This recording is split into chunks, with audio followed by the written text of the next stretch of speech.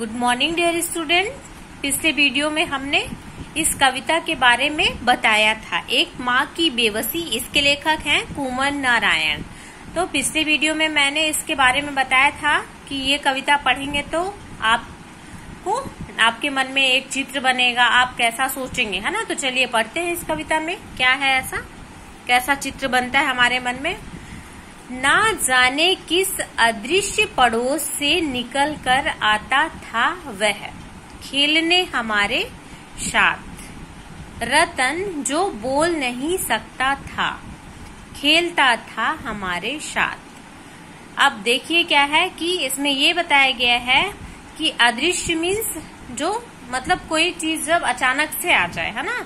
तो इसमें ये बताया गया है कि ना जाने किस अदृश्य पड़ोस से निकलकर एक रतन नाम का लड़का आता था हमारे साथ खेलने के लिए, जो कि बोल नहीं सकता था। खेलता था हमारे साथ एक टूटे खिलौने की तरह, देखने में हम बच्चों की ही तरह था वह भी एक बच्चा।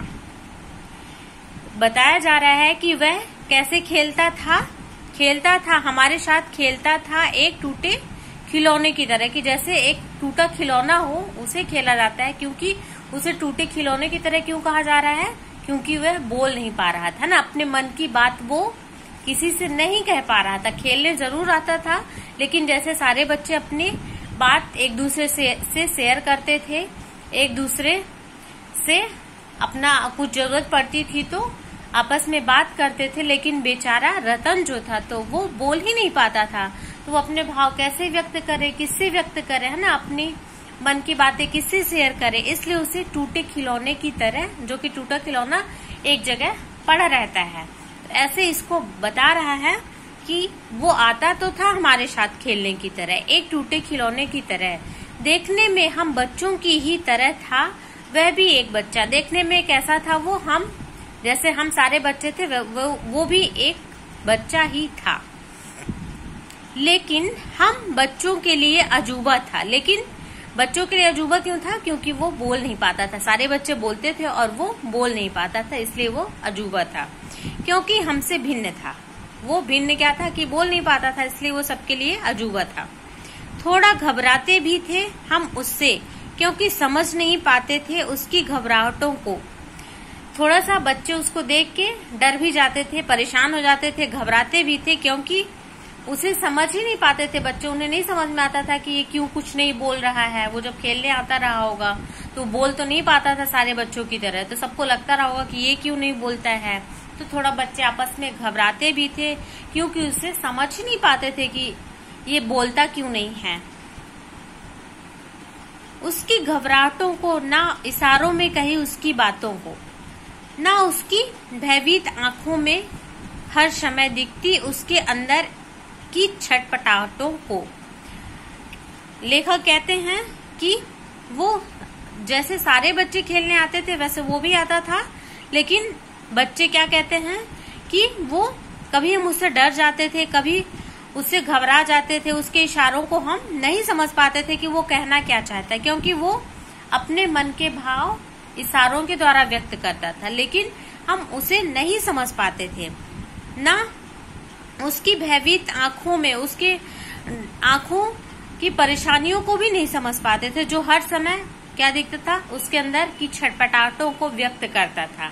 क्योंकि वो अपने मन के भाव कैसे व्यक्त करे, तो वो इशारों से और अपनी आंखों से ही व्यक्त करता था। जितनी देर वह रहता, पास बैठी उसकी माँ निहारती रहती उसका खेलना। अब जैसे जैसे कुछ बेहतर समझने लगा हूँ उनकी भाषा जो बोल नहीं पाते। लेखक कहते हैं कि जितनी देर वह रहता वहां पे, तो बेचारी उसकी माँ उसको देखती रहती, बैठ के देखती रहती, उसको निहारती रहती और उसका खेलना देखती रहती। अब जैसे जैसे कुछ बेहतर समझने लगा हूँ, अब आपस में रहते रहते थोड़ा सा कुछ अच्छा समझने लगे हैं आप बच्चे, उनकी भाषा जो बोल नहीं पाते। वही है कि आपस में फिर उनके इशारों को जब साथ में रहने लगे तो वो बोल नहीं पाता था, तो भी उसके इशारों को समझ जाते थे कि वो कहना क्या चाहता है। याद आती रतन से अधिक उसकी माँ की आंखों में झलकती उसकी बेबसी। अब यहाँ पे ये बताया गया है कि अब हमें याद आती है उसकी रतन से ज्यादा उसकी माँ की आंखों में, जो कि सारे बच्चे बोलते रहते थे, सारे बच्चे खेलते रहते थे, आपस में अपने विचार व्यक्त करते रहते थे, और वहीं पे रतन जो था कि बोल नहीं पाता था और वो खेलने के लिए परेशान होता था, अपने विचार नहीं व्यक्त कर पाता था, और उसकी माँ यही बात को बहुत परेशान होकर देखती रहती थी। तो लेखक कहते हैं कि रतन से ज्यादा मुझे उसकी माँ की आंखों में जो परेशानियां थी, बेबसी थी, वो याद आती है। जो उसकी माँ की आंखों में बेबसी झलक रही थी, परेशानी झलक रही थी, वो ज्यादा याद आती है।